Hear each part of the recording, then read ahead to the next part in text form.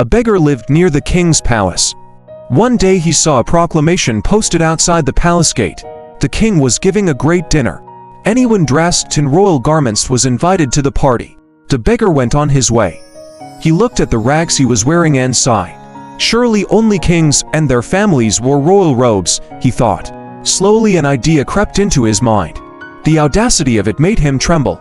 Would Hemmet his way back to the palace. He approached the guard at the gate. "Please, sire, I would like to speak to the king." "Wait here," the guard replied. In a few minutes, he was back. "His Majesty will see you," he said, and led the beggar in.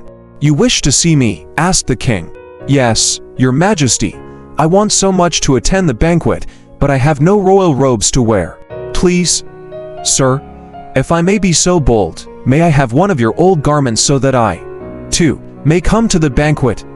The beggar shook so hard that he could not see the faint smile that was on the king's face. "You have been wise in coming to me," the king said. He called to his son, the young prince. "Take this man to your room and array him in some of your clothes." The prince did as he was told, and soon the beggar was standing before a mirror, clothed in garments that he had never dared hope for. "You are now eligible to attend the king's banquet tomorrow night," said the prince.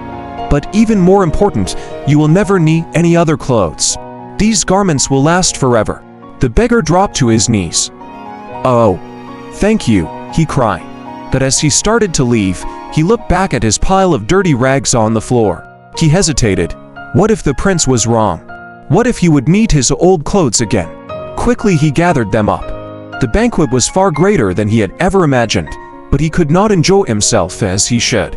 He had made a small bundle of his old rags and it kept falling off his lap.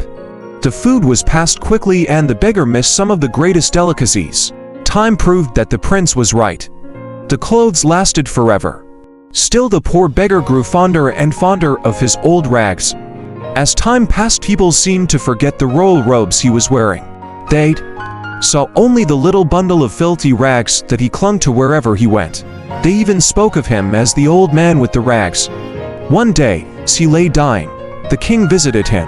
The beggar saw the sad look on the king's face when he looked at the small bundle of rags by the bed.